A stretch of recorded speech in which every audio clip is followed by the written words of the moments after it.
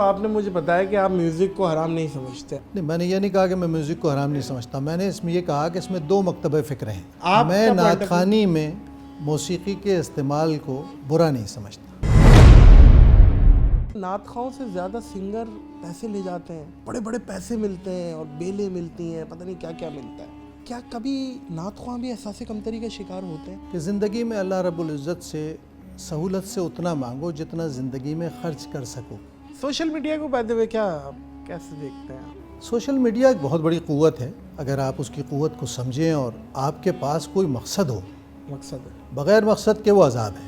اور میرا خیال ہے ہر سنجیدہ آدمی کو, متین آدمی کو اور دعوت کے کام کرنے والوں کو خاص طور پہ سوشل میڈیا کو استعمال کرنا چاہیے. کچھ سنگرز بھی میدان میں آتے ہیں اور وہ بڑے بڑے دنوں میں یا تو قصیدہ بردہ شریف پڑھتے ہیں, نعتیں بھی پڑھتے ہیں. ان کے بارے میں کیا آپ کی رائے ہے؟ لوگ ٹرول بھی کرتے ہیں انہیں کہ ساری زندگی انہوں نے گانے گایا, اب یہ نعتیں پڑھ رہے ہیں. اسے یہ اندازہ ہے کہ اس معاشرے میں نبی کریم صلی اللہ علیہ وسلم کی محبت کی اہمیت ہے. اگر میں نعت شریف پڑھوں گا تو سنی جائے گی, تو بھائی اسے پڑھنا چاہیے. اس نے کوئی برا کام نہیں کیا بلکہ اچھا کام کیا. مذہبی طبقے کو اسے ویلکم کرنا چاہیے. کعبے کی رونق, کعبے کا منظر, اللہ اکبر, اللہ اکبر. السلام علیکم معزز خواتین و حضرات, میں ہوں نادر علی. آج جو شخصیت بطور مہمان ہمارے درمیان موجود ہے, ان کے لیے ایک شعر عرض کیا ہے کہ آ نہیں سکتی اس پر موجوں کی طغیانی, جس کی کشتی پر ہو محمد کی نگہبانی. دوستو بھائیو اور دلبر جانی, آ گئے ہیں صبی الدین صبی رحمانی. سر السلام علیکم. چائے پئیں گے یا باقر خانی؟ جو ہے لے آئیے. بریانی منگا دو جانی. بہت شکریہ. ہے جی, کیا کھائیں گے؟ خیریت سے یا کھا پی کے آئے ہیں؟ میں کھا پی کے آیا ہوں. خیریت سے آپ نے کھانا ہے. میں نے کیا کھانا ہے؟ میرا دماغ. آپ اچھا نہیں, آپ اجازت دے رہے ہیں پھر مجھے. بالکل ظاہر ہے, یہاں آنے کا مطلب ہی یہی. نہیں کیوں کھائیں گے؟ ہمارے لیے تو باعث فخر ہے کہ آج مطلب اردو کا ایم اے. معزز خواتین و حضرات آپ یہ دیکھیں.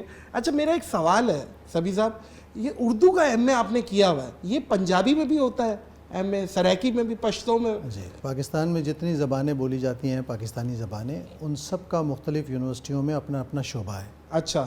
اور ان بڑی زبانوں کا, اور ان شعبوں میں لوگ لٹریچر, ان کا لٹریچر بھی ہے, تو اس لٹریچر کو پڑھ کر لوگ اس زبانوں میں M phil P H D کرتے ہیں یا ایم اے کرتے ہیں. تو اسی طرح مجھے چونکہ اردو سے دلچسپی تھی, لٹریچر سے دلچسپی تھی, تو میں نے اردو ایم اے کیا. صبی الدین صبی رحمانی, مطلب اتنا بڑا نام ہے سر آپ کا. آپ تو بائک پہ جا رہے ہو, کوئی آپ کو روک نہیں سکتا. صبی الدین صبی آپ تو آگے نکل جائیں گے, نام بڑا ہے. تو یہ نام پہ ہی آؤں گا میں کہ یہ نام صبی الدین صبی رحمانی, 2 دفعہ صبی آ رہا ہے, یہ کس نے رکھا ہے, کیا ہے؟ کسی نے نہیں رکھا. میرا نام ہے سید صبی الدین, جو والدین نے رکھا. جب شاعری کی طرف آیا تو یہ ہوا کہ 2 جز کا ہونا چاہیے نام. اتنا لمبا نام ظاہر ہے ہم رکھ نہیں سکتے. تقلص میرا صبی تھا, اس کے ساتھ پھر ایک بزرگ سے نسبت کی وجہ سے ساتھ رحمانی جڑ گیا. تو اب عرف عام میں صبی رحمانی کہلاتا ہوں. جس کو خود پریشانی لینے کی عادت ہو وہ پھر سید صبی الدین صبی رحمانی پورا ادب سے کہتا ہے, ورنہ صبی رحمانی کافی ہے. آپ نے اگر مجھے دیکھا ہو, میری کسی کتاب پر نام دیکھا ہو, میرے ہاتھ سے نام لکھا ہوا دیکھا ہو, تو آپ کو صبی رحمانی لکھا ہوا نظر آئے. ماشاءاللہ سے آپ شاعر بھی ہیں, نعت خواں بھی ہیں, اور آپ کمپوز بھی اپنی نعتیں خود کرتے ہیں. میں نعتوں پہ تو آؤں گا. معزز خواتین و حضرات, کوئی بتانے کی بات نہیں ہے کہ کعبے کی رونق, کعبے کا منظر. میں کہتا ہوں بسم اللہ پہلے تو وہیں سے ہو جائے. کعبے کی رونق, کعبے کا منظر. کعبے کی رونق, کعبے کا منظر, اللہ اکبر, اللہ اکبر, واہ, اللہ اکبر, اللہ اکبر. دیکھوں دیکھوں تو دیکھے جاؤں برابر. اللہ اکبر, اللہ اکبر, اللہ اکبر, اللہ اکبر. حیرت سے خود کو کبھی دیکھتا ہوں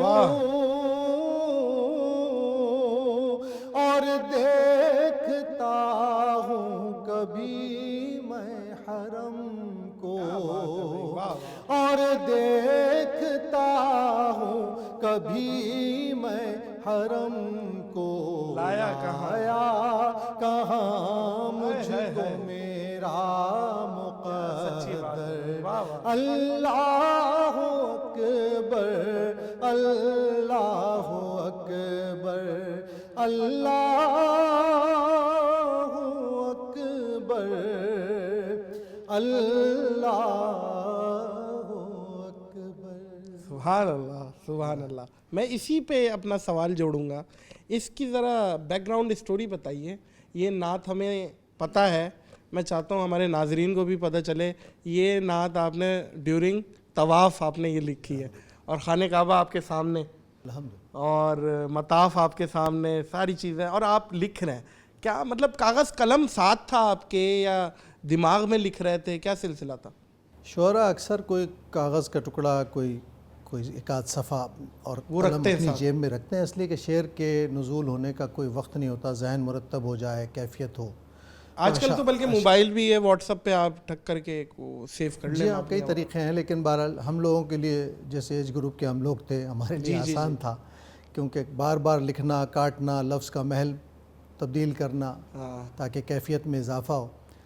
تو میں شعر کہتا ہوں بہت کافی عرصے کے بعد، بہت زیادہ شعر نہیں کہتا، کم کم کہتا ہوں۔ اس دن میں گیا تو میرے دل میں آیا کہ اللہ سے دعا کروں کہ اللہ مجھے بہت دن ہو گئے شعر کہے ہوئے، کچھ عطا فرما دے۔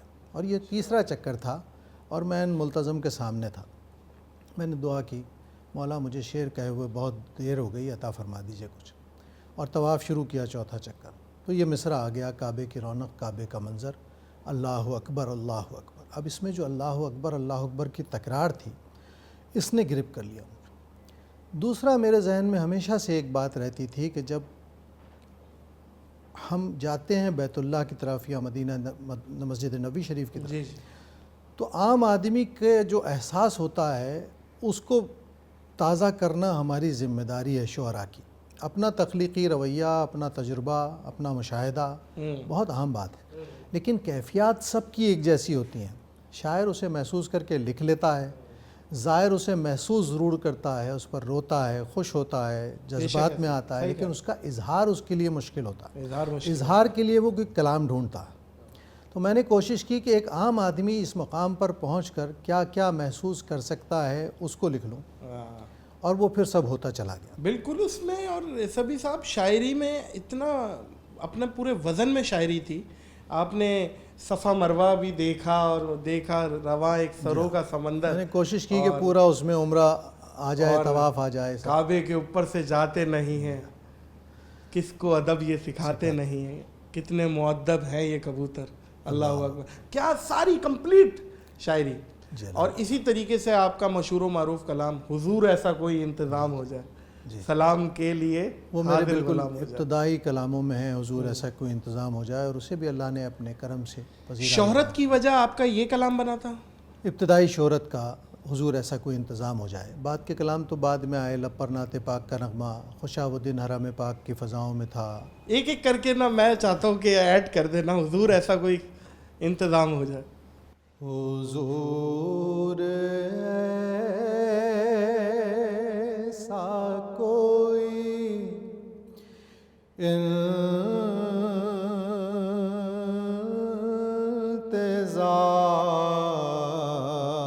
انتظام ہو جائے۔ کیا بات ہے، کیا بات۔ حضور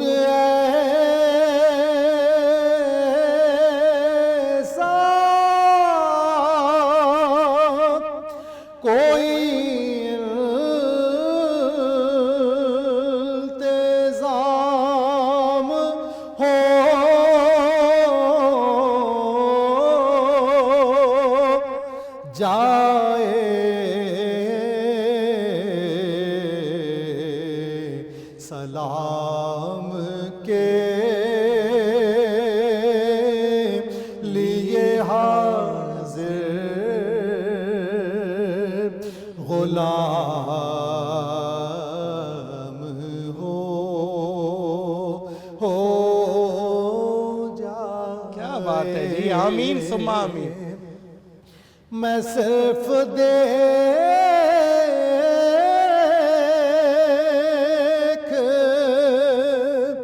لوں ایک بار صبح طیبہ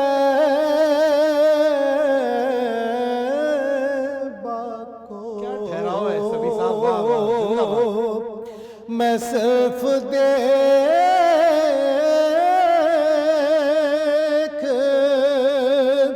لوں ایک بار صبح طیبہ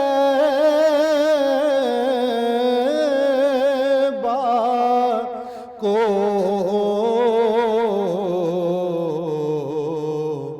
بلا سے پھر میری زندگی کی شام ہو جائے. میری دنیا میں شام ہو جائے. سلام کے لیے حاضر غلام ہو جائے. سبحان اللہ، سبحان اللہ. اللہ تعالیٰ مزید ایسے خوبصورت کلام لکھنے کی استقامت دے. اللہم آمین. آمین ثم آمین. میرا ایک سوال یہاں پہ میرے ذہن میں آ رہا تھا سبھی صاحب، کہ ایک اچھا کلام کے لیے سب چیزیں ریکوائرمنٹ ہے، شاعری، کمپوزیشن، لیکن آپ ایک چیز سب سے ٹاپ آف دا لائن کیا سمجھتے ہیں کہ شاعری زیادہ امپورٹنٹ ہے، مطلب شاعری اچھی ہو یا اس کی کمپوزیشن جو عوام کے کانوں میں گونجتی ہے؟ اب اگر یہ بحیثیت نعت خواں آپ پوچھ رہے ہیں تو کلام کا انتخاب معیاری اس لیے کہ ہمیں عوام کی سطح کو اپنی سطح تک لانے کی کوشش کرنی چاہیے. اچھا. اگر اللہ نے ہمیں اسٹیج پر کسی حیثیت میں بٹھایا ہے تو مجلسی جتنی بھی تقاریب ہیں یہ تربیت گاہ کی صورت ہوتی ہے کہ آپ کسی مجلس کا انعقاد کر رہے ہیں، مجلس میں لوگ آ گئے ہیں، آپ بیٹھے ہیں، ان سے مخاطب ہیں یا انہیں کوئی شعر سنا رہے ہیں، تو اب آپ اپنی سطح سے نشر ہوں گے. ایک اچھا عالم، ایک اچھا پڑھنے والا، اور پھر اپنے مجمع کو اٹھا کر اپنی سطح تک لائیں گے. یہ ایک پڑھنے والے کی کامیابی ہوتی ہے. تو اسی لیے کلام کا انتخاب اچھا ہو، کلام کی جو فیل ہے، جو جذبہ اور کیفیت اس میں ہے، اس کو پڑھنے والا خود پر طاری کرے، تب وہ مجمع تک منتقل ہوتی ہے. اگر آپ اس کلام کو خود پر طاری نہیں کر سکتے تو پھر آگے آپ نہیں دے سکتے. جیسے ہم اپنی فیلڈ میں کہتے ہیں پہلے جو بھی کر رہے ہو خود انجوائے کرو. خود انجوائے. تو یہی آپ فارمولا امپلیمنٹ کر رہے ہیں نا؟ بالکل. کسی بھی چیز میں اگر آپ کوئی کام کریں گے اور اس کیفیت میں آپ پوری سچائی کے ساتھ خود داخل نہیں ہوتے تو آپ کبھی بھی اس کیف کو آگے منتقل نہیں کر سکیں گے، اس فکر کو آگے منتقل نہیں کر سکیں گے. تو اچھا کلام اور اچھی پڑھت دونوں بہت ضروری ہیں. سر جنا کیپ آپ کا دیکھ کے مجھے الحاج خورشید احمد صاحب، اللہ غریق رحمت کرے، اللہ ان کی مغفرت کرے، وہ یاد آ گئے. ان کی سے ریلیٹڈ بتائیں آپ مجھے. آف کیمرہ بتا رہے تھے کچھ واقعات، مزیدار واقعات. آج میں چاہتا ہوں کہ ذرا کھولیں آپ. یہ جنا کیپ کی ظاہر ہے کہ ہماری ایک تہذیب روایت ہے. بر صغیر کے مسلمان اور مسلمانوں سے پہلے، یعنی اس کیپ کے جنا کیپ ہونے سے پہلے بھی ہندو اشرافیہ میں بھی اس ٹوپی کو، جنا کیپ کو شیروانی پر لوگ لگاتے تھے. پھر قائد اعظم نے پہنی تو اللہ نے ایسا سجایا ان کے سر پر کہ پھر یہ جنا کیپ مشہور ہو گئی. پاکستان میں جتنی ہمارے اشرافیہ تھے، اشرافیہ سے مراد وہ جو نیک نسب لوگ تھے یا کسی بھی اعتبار سے کسی حیثیت میں آتے تھے، وہ جنا کیپ لگاتے تھے. اور یہی وجہ ہوا کہ مذہبی طبقے نے بھی جنا کیپ اختیار کی اور یہ ہمارا تہذیبی رویہ بن گیا. تو پاکستان کے اولین تمام ثناءخواں، اگر آپ شروع سے چلیں اعظم چشتی علیہ رحمہ سے خورشید احمد تک، خورشید احمد سے فصیح الدین تک، بیچ میں قاری ظفر قاسمی اور ادیب رائے پوری اور الحاج قمر الدین انجم، جتنے بڑے نام ہمارے گزرے ہیں نعت خوانی کی دنیا کے، سب کا ایک طریقہ کار تھا کہ وہ سب جنا کیپ لگاتے تھے. ایک گروپ تو نہیں تھا الگ جنا کیپ والا؟ گروپ نہیں تھا، ایک تہذیبی رویہ تھا، ایک تہذیب کا ارتقاء تھا مسلسل ہر نسل کے ساتھ کہ ظاہر ہے کہ ہم بعض شعبوں میں بعض وضاقتہ کو اپناتے ہیں ہاں کہ پتہ چلے کہ بھئی یہ کس جب پھر مذہبی طبقے نے تو اسے بہت اہمیت دی، علماء بھی لگاتے تھے اور اب تک لگاتے ہیں. تو یہ جو جنا کیپ ہے اس کا. اچھا پھر میرا بڑا ساتھ رہا ہے قاری وحید ظفر قاسمی صاحب کے ساتھ اور الحاج خورشید احمد کے ساتھ، کیونکہ میں بہت کم عمر میں ملک سے باہر پڑھنے گیا اور ان دونوں حضرات کے ساتھ گیا اور ہمیں کئی ماہ ایک ساتھ رہنے کا، پڑھنے کا، محافل کرنے کا موقع ملا. تو اس میں الحاج خورشید احمد صاحب کو سمجھنے کا، قاری صاحب کو سمجھنے کا، ان کی پڑھت سے کچھ سیکھنے کا، ان لوگوں کی مجلسی زندگی کو دیکھ کر کیسے بیٹھنا اٹھنا ہے، کیسے بات کرنی ہے، کیسے طریقہ. جی جی جی. تو وہ سب اتنا کانفیڈنٹ ہو جاتا ہے آدمی کو کہ ہمارے زمانے کا جو نعت خواں ہوتا تھا وہ ون مین آرمی ہوتا تھا. اچھا. اس کے دائیں بائیں کوئی نہیں ہوتا تھا، آگے پیچھے کوئی نہیں ہوتا تھا، وہ اکیلا چلتا تھا اور اکیلا ہی کمفرٹیبل ہوتا تھا. تو اتنا وہ تہذیبی اس کی یوں سمجھ لیجئے کہ تربیت ہو کوئی جاتی. دلچسپ واقعہ تو شیئر کر رہے ہیں نا سبھی صاحب. آپ تو بالکل ایسے سیریس بیٹھے ہوئے جیسے کل ہم دونوں کو پھانسی ہے. تھوڑا سا مجھے پتہ ہے معزز خواتین و حضرات بہت جولی ہے اور سبھی صاحب نے بلکہ مجھے آف دا ریکارڈ مجھے اجازت دی کہ یار جس طرح کرنا ہے کرو، کھل کے آؤ، کوئی ایسی مسئلے کی بات نہیں. لیکن تو یہ تو سویم والا پروگرام نہیں بنانا میں نے. یہ آپ نے الحاج خورشید صاحب کا اور کوئی واقعہ ایسا بتایا مزیدار کہ جو اصل میں یہ سب بڑے لوگ تھے اور یہ اپنے چھوٹوں سے بھی، اور سفر میں خاص طور پہ وہی ساتھی اچھا ہوتا ہے جو بے تکلف ہو. تو جب پہلی مرتبہ قاری وحید ظفر قاسمی صاحب، میں اور خورشید جب کینیڈا جا رہے تھے دوسری بار، پہلی مرتبہ تو میں اکیلا گیا تھا، تو خورشید بھائی نے کوئی ظاہر یہاں سے 14 گھنٹے کی فلائٹ ڈائریکٹ PIA سے ہوتی ہے، تو خورشید بھائی نے کوئی 7-8 گھنٹے کے بعد کہا کہ یار میں بہت تھک گیا ہوں بیٹھے بیٹھے، تو میں ذرا ٹہلتا ہوں جہاز میں. تو قاری صاحب بھی بزلہ سنج آدمی ہیں، انہوں نے کہا ایسا کر ٹہلتے ٹہلتے تھوڑا سا باہر بھی ہوا، بالکل فریش ہو جائے گا. تو اس طرح کے جوکس کرتے تھے ہم، آپس میں کھیلتے تھے، کرکٹ کھیلتے تھے کرکٹ بھی کھیلتے اور محافل کے بعد پھر جو وقت بچتا تھا اس میں خوش طبعی سارے لطیفے، ہنگامے، ایک دوسرے کے ساتھ کشتی، سارے معاملات دوستوں میں رہتا. اور میرا خیال ہے ہم ہی نہیں بلکہ ہر عہد کے لوگ آپس میں جو کسی بھی شعبے سے تعلق رکھتے ہیں وہ جب جمع ہوتے ہیں آپس میں تو ایک ظاہر دوسرے ہے کو کہ آپ لوگوں کے لیے تو ایک دوستی یاری والا ایک ماحول بھی ہے، ساتھ رہتے ہیں، کولیگز بھی ہیں. اور پھر ان لوگوں نے بڑا ساتھ دیا اور بڑا یوں سمجھ لے کہ میں ظاہر عمر میں، تجربے میں، شہرت میں، تینوں اعتبار سے کم تھا. تو جب اتنے سینئر ثنا خانوں کا ساتھ ملے اور وہ آپ کو اونچ نیچ بتائیں، آپ کو کھڑا کریں، آپ کی پذیرائی میں ساتھ دیں، تو ظاہر ہے ایسے دوستوں کے لیے مشکل سوال ہے.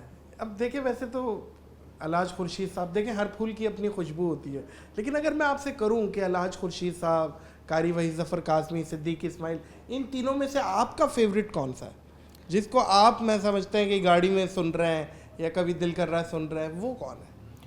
دیکھیے ویسے تو آپ نے صحیح کہا، ہر پھول کی خوشبو ہوتی ہے اور ان کی انفرادیت یہ ہے کہ ان کی اپنی اپنی خوشبو ہے، اپنا اپنا فلیور ہے اور اسی لیے انہوں نے اپنے سننے والے پیدا کیا. لیکن ان تینوں دوستوں میں سب اچھا پڑھنے والے ہیں، لیکن میں نے وحید ظفر صاحب سے زیادہ سیکھا. اس کی وجہ تھی کہ وحید ظفر صاحب کے ہاں لفظ کی ادائی کا جو سلیقہ تھا وہ بالکل منفرد تھا. لفظ اگر اپنے پورے مخارج کے ساتھ، پورے ساؤنڈ کے ساتھ واضح نہ ہو تو پڑھنے والے کے معاملے میں کیف پیدا نہیں ہوتا، واضح نہیں ہوتے الفاظ. ہمارے یہاں تینوں حضرات، میں ساری بات کاٹ رہا ہوں سبھی صاحب کی، انہوں نے اردو میں ایم اے کیا ہوا ہے، تو آج آپ کو تھوڑا سا وہ لگ رہا ہو کہ مشکل اردو، تو وہ تو بنتی ہے، ظاہر ہے ایک یونیورسٹی کا درجہ رکھتا ہے، ایک شخصیت ہے سامنے، تو آج صرف آپ لوگ سیکھیں. تو میں یہ کہہ رہا تھا کہ جب پڑھنے والا جو اس بات کا خیال رکھتا ہے نا کہ اس کو کیفیت کو بھی دیکھنا ہے اور لفظ کی صحیح ادائی بھی کرنی ہے، تب جا کے معاملہ بنتا ہے. اب بہت سارے لوگ ہیں بہت جلدی سے گزر رہے ہوتے ہیں، پتہ نہیں کس بات کی جلدی ہوتی ہے. نعت خواں کسی بھی شعبے میں اگر کوئی بھی ہو، نعت خواں بھی ہو سکتا ہے، اگر آپ لفظ سے جلدی گزر رہے ہیں، اس کا حق ادا کر کے نہیں گزر رہے، جتنا ٹھہرنا چاہیے، جتنا وقوف ہونا چاہیے، تو پھر بات نہیں بنتی.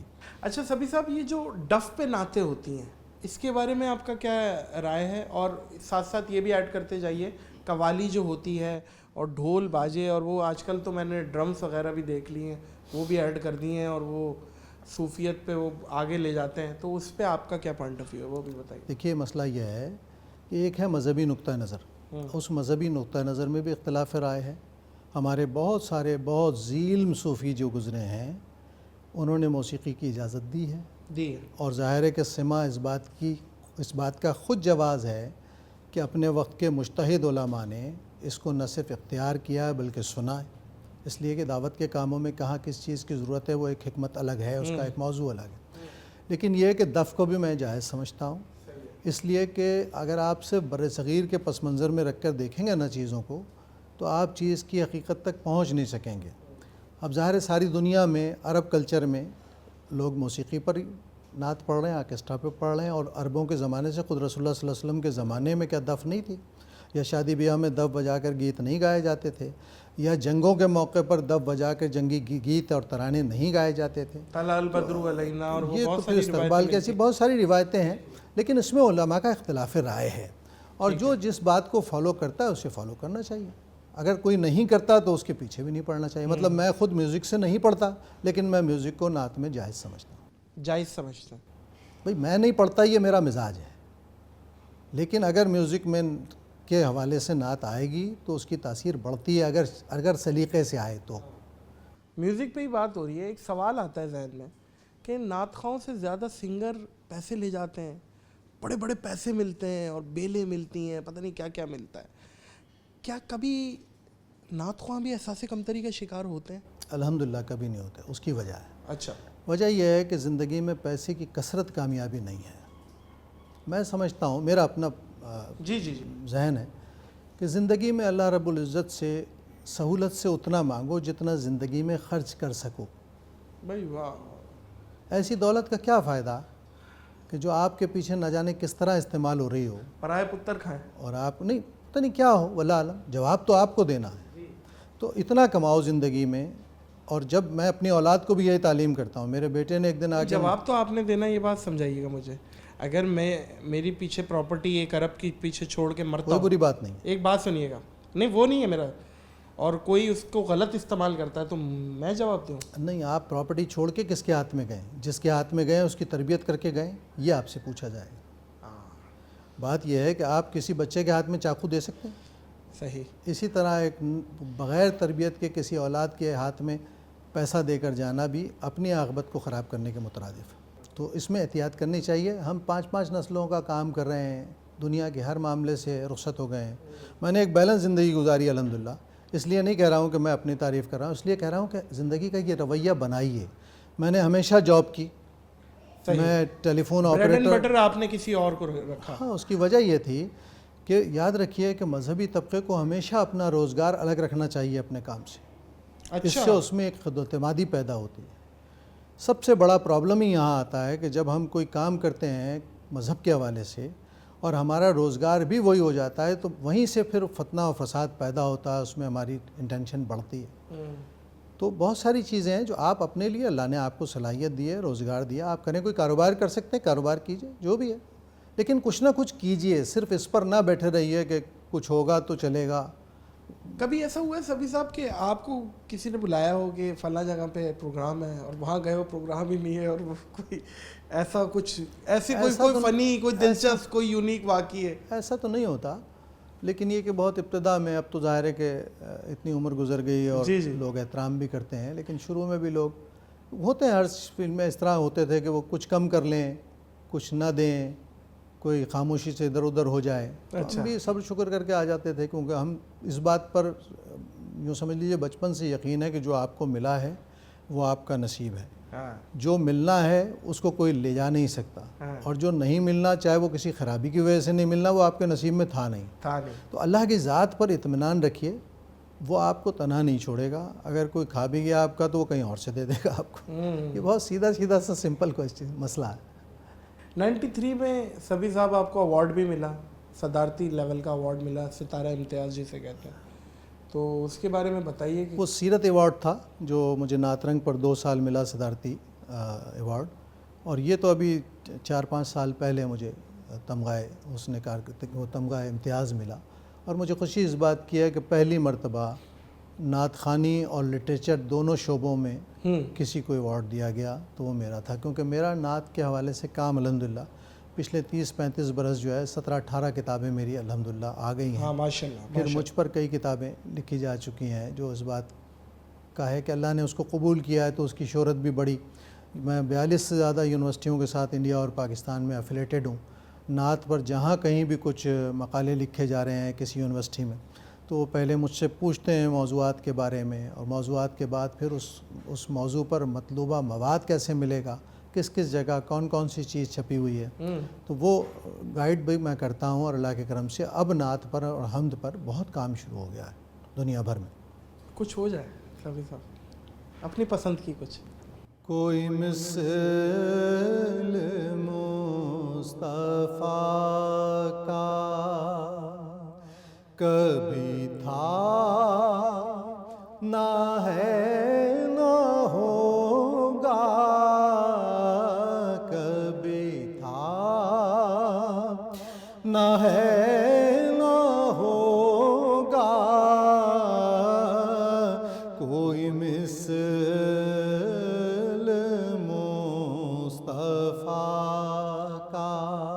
بے شک کوئی مثل مصطفیٰ کا کبھی تھا نہ ہے نہ ہوگا, کسی اور کا یہ رتبہ کبھی تھا نہ ہے نہ ہوگا, کسی اور کا یہ رتبہ. سبحان اللہ سبحان اللہ سبحان اللہ. اچھا سبھی بھائی, پوری دنیا میں ماشاءاللہ آپ گھومتے ہیں نعت خوانی کے سلسلے میں, تو کوئی واقعہ, کوئی کہاں کی آپ کو آڈینس پسند ہے, کہاں کون سا ملک پسند ہے, کیا کوئی سلسلہ؟ ابھی پچھلے دنوں کینیڈا میں تھے آپ.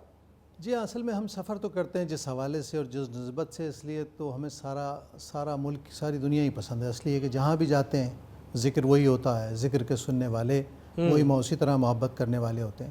لیکن کچھ جگہ آپ اتنے تواتر سے جاتے ہیں کہ وہاں کوئی ایک حلقہ پیدا ہو جاتا ہے آپ کے دوستوں کا, ایسے دوستوں کا جو آپ کے مزاج آشنا ہوں کہ کس وقت کیا چاہیے, کہاں. کینیڈا کا واقعہ بتا رہے ہیں؟ کینیڈا, یہ نائگرا فالس کا ہے, کہاں کا ہے؟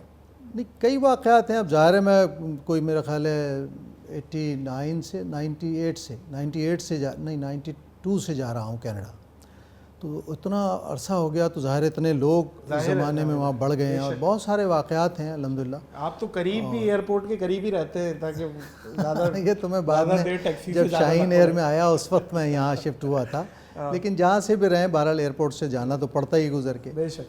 تو ابھی پچھلے دنوں ہی جب میں گیا تھا تو ایک صحافی جو بہت عرصے سے مجھ سے پروگرام لینا چاہ رہے تھے, کوئی گفتگو کرنا چاہ رہے تھے, انہیں موقع نہیں مل رہا تھا, تو ایک محفل میں آ گئے. آصف نام ہے ان کا, اور وہ اپنے کسی چینل پر کوئی اس طرح کا پروگرام کرتے ہیں آپ کی عدالت میں. تو انہوں نے کچھ انڈیا کے نہیں وہ انڈیا کے نہیں تھے, وہ تو پاکستانی تھے. انڈیا کا ایک معروف شو ہے, اس کی کاپی انہوں نے غالباً وہاں کی. اچھا اچھا اچھا. تو جب میں نے انہیں کہا کہ میں جب ربیع الاول میں آؤں گا, ابھی تو میں شارٹ وزٹ پہ ہوں, تو آپ کو وقت دوں گا, تو انہوں نے کہا نہیں میں آپ سے یہ کچھ سوال یہیں کر لیتا ہوں. میں کر لیجیے. تو اب وہ جس طرح کے سوالات انہوں نے کیے اسی طرح کے جوابات میں نے رینڈملی دے دیے, کیونکہ میں بھی یہ سوچ رہا تھا کہ ابھی یہ زبردستی کر رہے ہیں تو چلیے اسی موڈ میں جواب دے دیتا ہوں. تو اس پر بہت سارے دوستوں نے مجھے فون کیا کہ بھائی آپ ان کے ساتھ شرارت کر رہے تھے یا وہ آپ کے ساتھ شرارت کر رہے تھے. تو کیا تھے سوالات؟ کیا تو سوالات یہی تھے کہ آپ سوشل میڈیا کی طرف زیادہ ایکٹیو نہیں ہیں, اور آپ یہ سمجھتے ہیں, اور ان 10 بڑے نعت خانوں میں آپ کا نام ہے کہ نہیں ہے, اس طرح کے کچھ ایسے سوالات. جو سوشل میڈیا کو بعد میں کیا کیسے دیکھتے ہیں آپ؟ سوشل میڈیا ایک بہت بڑی قوت ہے, اگر آپ اس کی قوت کو سمجھیں اور آپ کے پاس کوئی مقصد ہو. مقصد ہے, بغیر مقصد کے وہ عذاب ہے, اس لیے کہ آپ اپنا وقت ضائع کرتے ہیں. لیکن اگر آپ اس پر کوئی کام کر رہے ہیں, آپ اس کے ذریعے کوئی چیز کو پیش کرنا چاہتے ہیں, اپنا نظریہ, اپنا علم, اپنی پڑھت جو بھی آپ کے پاس ہے, تو پھر وہ ایک بہت قوت والی چیز ہے. اور میرا خیال ہے ہر سنجیدہ آدمی کو, متین آدمی کو, اور دعوت کے کام کرنے والوں کو خاص طور پہ سوشل میڈیا کو استعمال کرنا چاہیے, کیونکہ نئی نسل جو ہے وہ زیادہ اس کو استعمال کرتی ہے. دوسری بات یہ کہ اس میں ہر مکتبہ فکر کا آدمی ہے، ہر طرح کی سوچ رکھنے والا آدمی ہے، تو آپ کو بہت بڑا یوں سمجھ لیں کہ کینوس مل جاتا ہے جس پر آپ بات کر سکتے ہیں، کیونکہ محافل میں تو آپ کے سامنے صرف وہ ہوتے ہیں جو ذہنی طور پر آپ کو سننے کے لیے آمادہ ہیں اور وہاں آئے ہوئے ہیں، آپ کی بات یا آپ کی نعت یا جو بھی کوئی آپ کا فن ہے۔ لیکن آپ سوشل میڈیا پر جب آپ آ جاتے ہیں تو وہ جو آپ کو پسند کرتے ہیں، وہ جو نہیں کرتے وہ بھی کسی وقت لمحہ دیکھتے ہیں کہ بلاؤ بھائی کیا مخلوق ہے، کیا کر رہی ہے، یہ سوچ لو، اور اسی لمحے میں کوئی دل بدلتا ہے، کوئی کام کسی کی سوچ میں۔ اب دیکھیں نا، ہم مختلف علماء کرام کو سنتے ہیں مختلف مسالک کے، تو بہت ساری باتیں آپ سمجھ میں آتی ہیں کہ یار ہم تو یہ تو ہمارے علم میں نہیں تھا، ہمیں تو ایک ہی موقف تھا ہمارے پاس۔ تو اس طرح بہت ساری چیزیں آدمی لرن کرتا ہے۔ آج کل صفی صاحب جو نعت خوانی ہو رہی ہے اس کے بارے میں آپ کی کیا رائے ہے؟ ہاں، میں نے کبھی بھی خیر کوئی ایسی بری بات بھی نہیں ہے، ہر زمانے میں کچھ تبدیلیاں ہوتی ہیں، کسی بھی فن میں ہو، اس کے اظہار میں ہر زمانے کے ساتھ کچھ تبدیلیاں ہوتی ہیں، اور وہ تبدیلیاں اچھی بھی ہو سکتی ہیں اور کچھ روایت سے ہٹی ہوئی بھی ہو سکتی ہیں۔ ایک ہوتی ہے ایک مین اسٹریم ہوتی ہے کسی بھی شعبے کی، ایک روایت جسے ہم کہتے ہیں، اس روایت کے ساتھ جڑے رہ کر اگر آپ کوئی تجربہ کرتے ہیں اور آپ اس میں اضافہ کرتے ہیں اس کے حسن میں، تو آپ کوئی خدمت سر انجام دے رہے ہیں۔ اور اگر آپ اس سے بہت دور نکل کر کوئی ایسا کام کر رہے ہیں جس سے اس روایت کا حسن بھی متاثر ہو اور ایک بھونڈا پن نمایاں ہو، تو پھر کوئی بھی شعبہ ہو، صرف نعت خوانی نہیں بلکہ کوئی بھی شعبہ ہو، اس میں پھر مسائل پیدا ہوتے ہیں۔ تو میں ہمیشہ ون لائنر بتائیں نا صفی صاحب، کیا پرابلم کیا ہے؟ پرابلم کوئی نہیں ہے، بس اپنے پڑھنے کے لہجے کو شائستہ رکھیے، اور بنیادی بات سمجھ لیجئے کہ ہر نعت پڑھتے وقت اس طرح پڑھیے کہ نبی کریم صلی اللہ علیہ وسلم اگر سامنے موجود ہوں، آپ کو یہ احساس ہو کہ سرکار علیہ السلام موجود ہیں، اور کیا آپ اس طرح نعت پڑھ سکتے ہیں جیسے آپ پڑھ رہے ہیں۔ بس اس بات کا خیال رکھے پڑھیں گے کہ آپ ان کی حضوری میں پڑھ لیں، تو آپ پھر مؤدب ہو جائیں گے، اور مؤدب ہو جائیں گے تو ہر مسئلہ دور ہو جائے گا۔ اچھا صفی صاحب، ماشاءاللہ سے شادی شدہ ہیں آفیشلی الحمدللہ، تھوڑا سا بتائیں کہ کیا نعت خواں اپنی مرضی سے بھی شادی کرتا ہے؟ پسند کی جس طرح ایک طریقہ کار ہے ہم لوگ کر رہے ہیں، لو میرج ہے، اس طریقے سے کوئی کیوں نعت خواں کیوں نہیں کرے گا؟ اس لیے کہ شریعت کا حکم ہے کہ جس سے شادی کرو اسے دیکھو، اپنے لیے پسند کرو، پھر شادی کرو۔ یہ تو حکم ہے ہمارے دین میں۔ تو نعت خواں بھی ظاہر ہے کہ ایک دل لے کے پیدا ہوا ہے، جو اللہ نے دل آپ کو دیا ہے ویسا ہی دل میرے سینے میں بھی رکھا ہے، یا ایکس وائی زیڈ کے ساتھ، اور ہم بھی جمال سے متاثر ہوتے ہیں اور ہونا چاہیے۔ اگر ایسا نہیں ہوتا تو اس کا مطلب ہے کوئی پرابلم ہے، کوئی عیب ہے۔ تو ہر نعت خواں، ہر عالم دین خوبصورتی سے متاثر ہوتا ہے اور اسے ہونا چاہیے۔ نہیں ہوتا تو پھر سوچنا چاہیے کہ کیوں نہیں ہو رہا۔ تو ظاہر ہے کہ اسے اجازت ہے، اور میں نے اس اجازت کا بھرپور فائدہ اٹھایا اور اپنی پسند کی شادی کی۔ ماشاءاللہ۔ ایک یا دو؟ ایک ہی۔ اچھا، مطلب ایک ہی سے 2 دفعہ کر لی؟ نہیں، ایک کرنے کے بعد دوسری کرنے کی ہمت بہت کم لوگوں میں رہتی ہے۔ اس کی وجہ یہ ہے یار سبھی بھائی، آپ جیسے بڑے اگر ڈر جائیں گے تو ہم بچے کیا کریں گے؟ میں بتا رہا ہوں، آپ موٹیویشن دیں نا، خود کر کے 2 3 4 ہونا تو یہی چاہیے۔ مجھے بہت اپنی یونیورسٹی لائف کی ایک بات یاد ہے کہ بجیا آئی تھی ایک مرتبہ کراچی یونیورسٹی میں، کوئی کنوکیشن تھا، اس میں بجیا نے گفتگو کی اور بچیوں کو مخاطب کیا۔ بڑا ہنگامہ ہوا بعد میں، لیکن انہوں نے مخاطب کیا اور انہوں نے کہا بھائی میں بچیوں سے ایک درخواست کرتی ہوں کہ اپنے شوہروں کو دوسری شادی کی ترغیب دو۔ اچھا۔ لیکن مسئلہ یہ تھا کہ معاشرے میں بچیاں بڑھ رہی ہیں، پڑھی لکھی ہیں اور باصلاحیت ہیں، اور اپنے لیے کوئی سہارا چاہتی ہیں، اور اگر کوئی اچھا آدمی جس کو اللہ نے مالی طور پر بھی مستحکم کیا ہو اور وہ سنبھال سکتا ہو کسی کو، تو اس کو ضرور چاہیے کہ وہ کوئی ایسا رشتہ قائم کرے اور اچھا۔ لیکن ظاہر ہے اس کے بعد طالبات نے بجیا کو گھیر لیا اور بجیا کو ظاہر ہے وضاحتیں کرنی پڑیں، اور یہ وضاحتیں میں نے بہت سلیقے سے کہا ہے۔ اچھا۔ تو اسی طرح حاجی آج کل کا معاشرہ جو ہے نا، اس میں میں ایک خاص بات ایڈ کر دوں جو دلچسپی ہے۔ جس زمانے میں نے کیو ٹی وی کی ذمہ داری سنبھالی، تو مجھے حاجی عبدالرؤف صاحب کا ایک دن فون آیا، میں گھر پہ تھا۔ انہوں نے مجھ سے کہا کہ یار تو یہ علماء کو کیوں نہیں کہتا کہ یہ دوسری شادی پر بات کریں بیٹھ کے، کتنے مسائل ہیں معاشرے میں، دوسری شادی کرنا گناہ بنا دیا۔ تو میں ان سے بات کرتا رہا، اور وہ جو وہاں سے مجھے سمجھانا چاہتے تھے وہ سمجھا رہے تھے، اور میں یہاں سے اپنے جواب دے رہا تھا کہ ٹھیک ہے میں اس طرح پلان کرتا ہوں، بات کرتا ہوں۔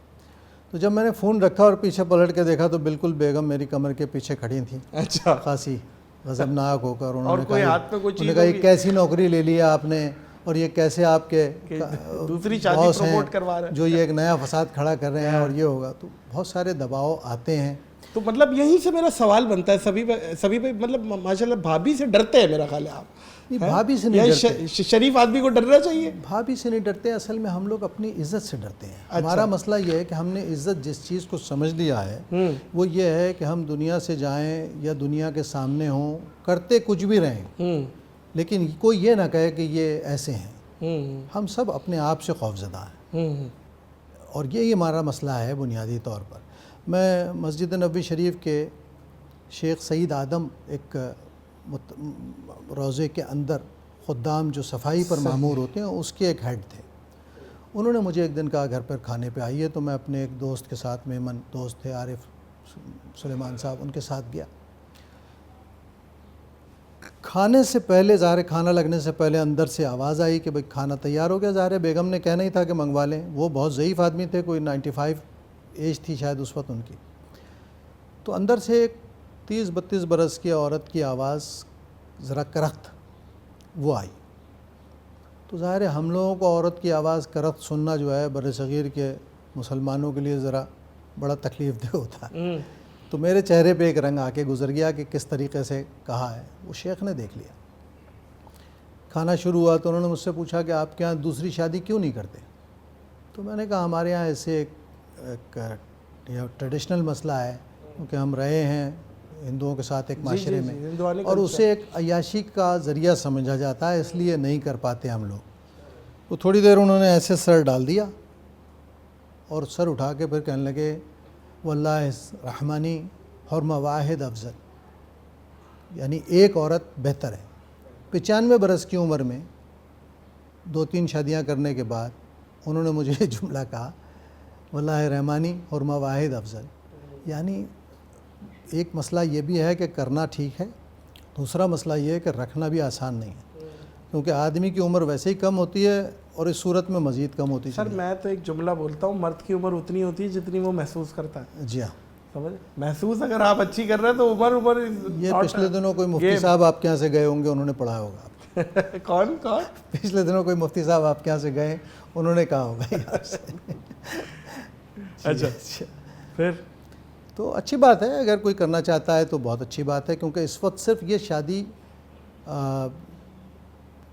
سچی بات ہے کہ اسلامی معاشرے میں وہی دیکھنے ہونی چاہیے. مطلب آپ اس کی حوصلہ افزائی کر رہے ہیں ہونی چاہیے کہ دوسری ہونی چاہیے. حالات بہت خراب ہو رہے ہیں. میں جس زمانے میں سعودی عرب میں تھا، میری پوسٹنگ وہاں تھی، وہاں بھی بڑے مسائل تھے.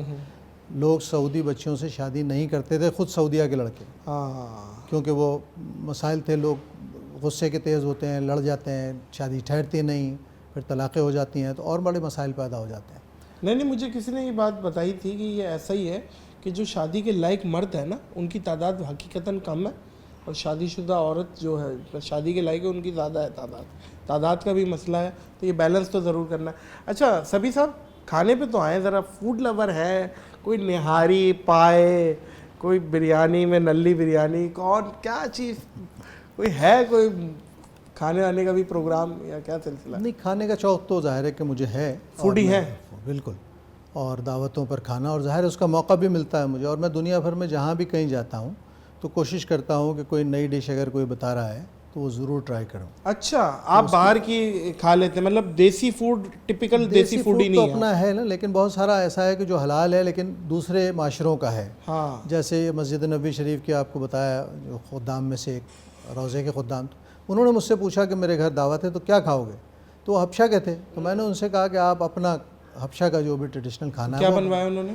تو انہوں نے ایک کوئی خاص آٹا تھا کسی کالے سی رنگ کا، اس کی ایک گیلی سی روٹی جو غالباً پانی پر جس کو پکایا گیا ہوگا، ابلتے ہوئے پانی پر جس طرح آپ ڈال دیتے اس کی روٹی بن، پھر اس پر سیلیڈ اور سالن رکھ کے. عرب میں تو گو بھی کھایا جاتا ہے. گو وہ تو ظاہر ہے کہ اب مختلف ڈشیں ہیں، سب مختلف. کبھی یہ بھی ٹرائی کیا؟ نہیں، یہ تو نہیں کھا سکا. دب آئے گا تو کھانا پسند کریں گے؟ یہ تو نہیں کھا سکا. اچھا لیکن بہرحال نہیں کھا نہیں سکا، کھانا پسند کریں گے اگر کبھی آیا تو.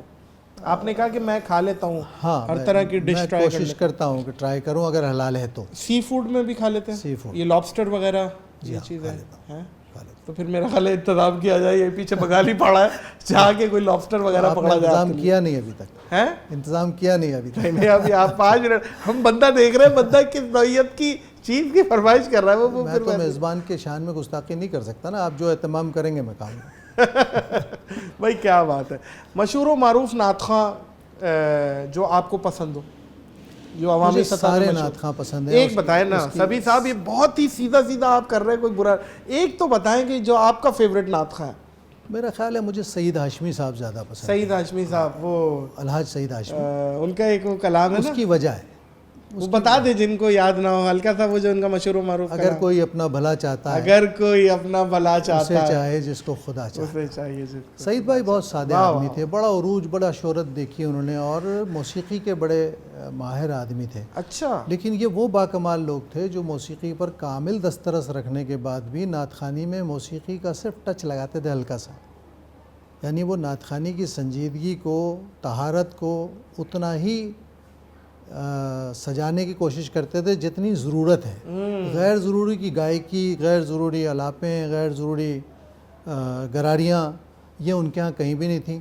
اور میں اس بات کو بہت پسند کرتا تھا کہ ایک آدمی ہر چیز کی صلاحیت اور قدرت رکھتا ہو, لیکن اسے یہ شعور ہو کہ بارگاہ رسالت مآب صلی اللہ علیہ وسلم میں کوئی درخواست پیش کرنے کے لیے لحن کو جتنا فطرت سے قریب رکھا جائے گا وہ زیادہ بہتر ہوگا, اور جتنا غیر فطری ہوتا جائے گا اتنے مسائل پیدا ہوں. اچھا سبھی صاحب اجازت دیں تو آپ نے مجھے بتایا کہ آپ میوزک کو حرام نہیں سمجھتے. آپ میوزک کو نہیں, میں نے یہ نہیں کہا کہ میں میوزک کو حرام نہیں سمجھتا, میں نے اس میں یہ کہا کہ اس میں 2 مکتبہ فکر ہیں. صحیح ہے.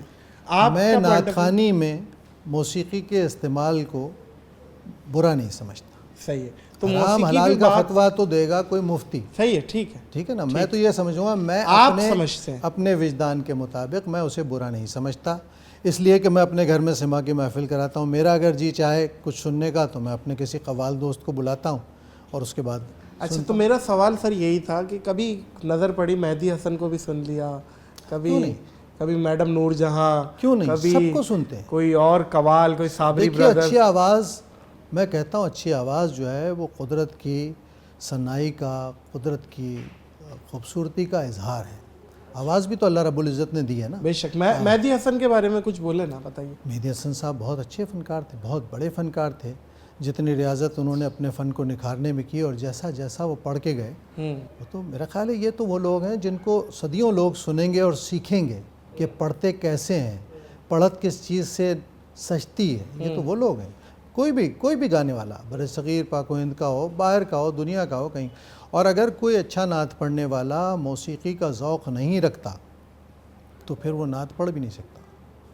اگر کوئی اچھا قاری, اس کو سر کی سمجھ نہیں ہے, یہ سارے آہنگ موسیقی کے ہیں, قرآن کے جتنے لحن ہیں یہ سب کہیں نہ کہیں جا کر کسی نہ کسی. ایک دن علامہ خالد محمود صاحب شاعر تھے ہمارے یہاں بہت بڑے, وہ میرے گھر پر آیا اور انہوں نے مختلف لحن میں مجھے سنایا کہ دیکھو یہ فلاں راگ میں ہے, فلاں راگ میں, فلاں راگ میں.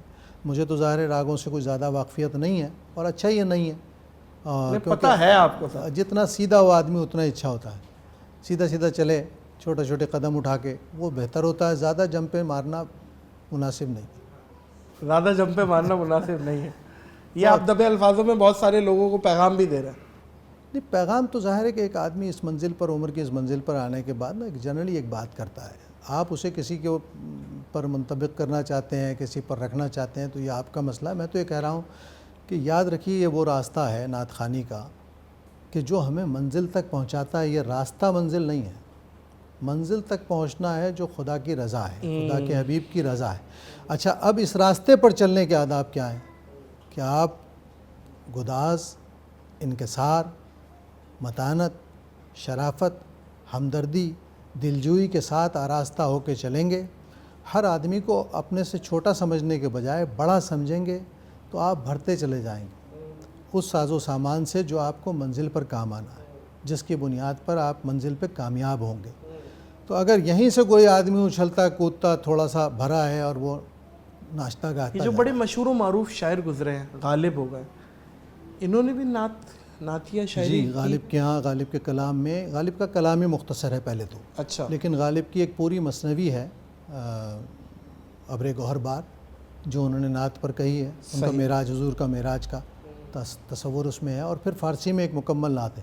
لیکن اس کے علاوہ غالب کی غزلوں میں بے شمار نعتیہ اشعار ملتے ہیں. اور اس پر بہت سارا کام ہوا. میری ایک کتاب ہے، اس کے 2 ایڈیشن چھپ چکے ہیں، غالب اور ثنائے خواجہ. تو اس میں ہم نے بہت ساری چیزوں کا ڈسکس کیا ہے اور بہت سارے پہلوؤں کو نکال کے دکھایا کہ دیکھیے یہ اگر نعت نہیں ہے تو پھر کچھ بھی نہیں ہو سکتا. تو ہر بڑے شاعر کے ہاں نعت کا کہیں نہ کہیں کوئی نہ کوئی رنگ موجود ہے.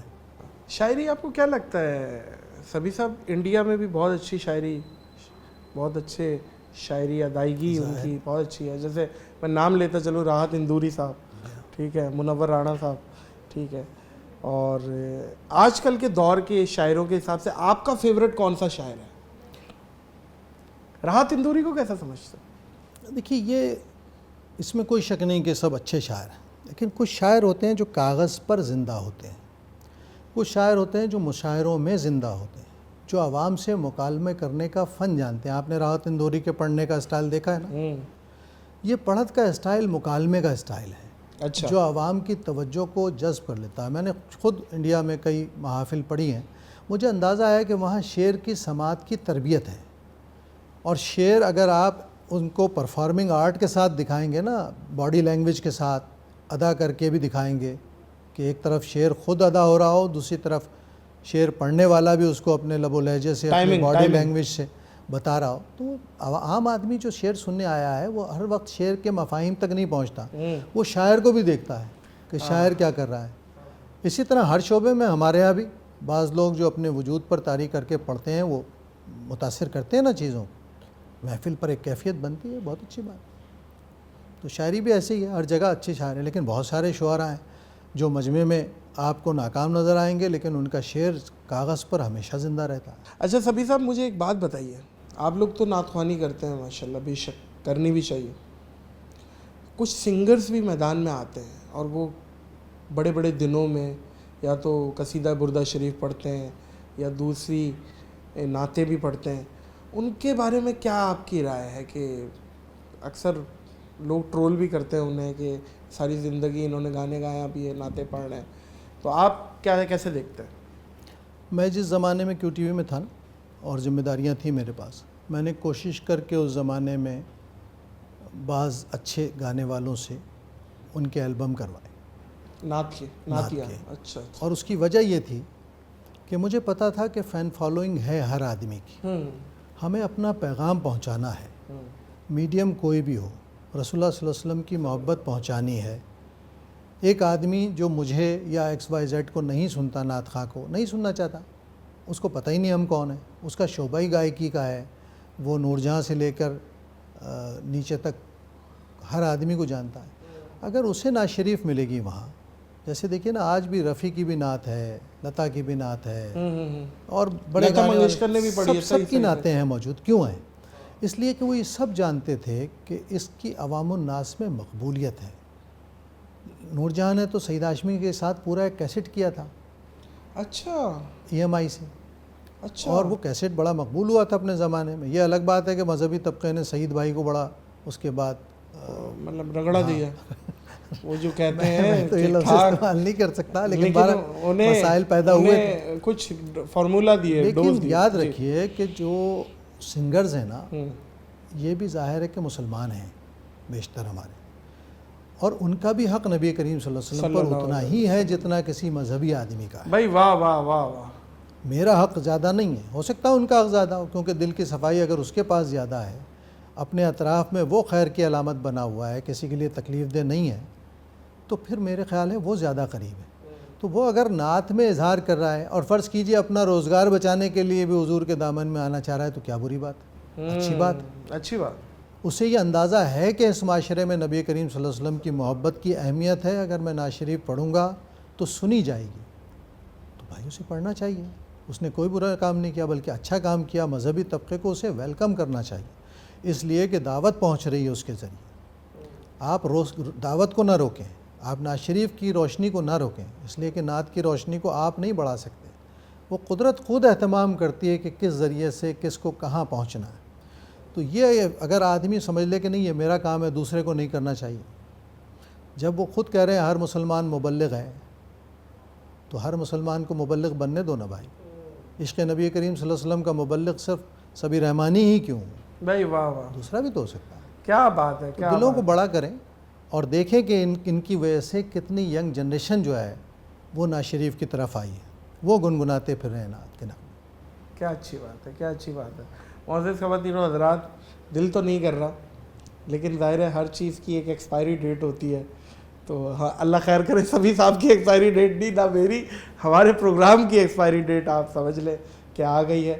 اور سبھی صاحب، میں دل کی گہرائیوں سے آپ کو خراج تحسین پیش کرتا ہوں، اور اللہ تعالیٰ آپ کا سایہ سلامت رکھے، اللہ تعالیٰ آپ کو استقامت دے اور زوال نعمت سے بچائے آپ کو۔ بہت آپ کے لیے بھی شکریہ۔ بہت دعائیں، آپ کا یہ پروگرام بہت خیر کے ذریعہ بنتا ہے، اس لیے کہ اس زمانے میں، ان پریشانیوں میں، ان مسائل میں، دنیا بھر میں اگر کوئی آپ کے چینل پر تھوڑی دیر کے لیے آتا ہے اور وہ اپنے غم بھول جاتا ہے تو یہ ایک بہت بڑا کار خیر ہے۔ اللہ آپ کو اس کار خیر میں مصروف رکھے اور آپ سے وہ کام لے جو اس کو پسند ہے۔ واہ واہ واہ۔ معزز خواتین و حضرات، اس پوڈ کاسٹ کو اختتام کرتے ہیں مجھے صبی الدین صبی رحمانی صاحب، سید صبی الدین صبی رحمانی صاحب، یہ نام میں نے مذاق کیا، ایم سوری، برا نہیں مانیے گا، لیکن آپ کی بات کا کون برا مانتا ہے؟ میرے پاس تو سرٹیفکیٹ ہے کہ میں کر سکتا ہوں مذاق، ٹھیک ہے؟ تو الحمدللہ ہمیں دیجیے اس پوڈ کاسٹ سے اجازت، اس اپنے پن کے ساتھ اور اس یقین کے ساتھ کہ آپ اپنا بہت خیال رکھیں گے۔ اللہ حافظ۔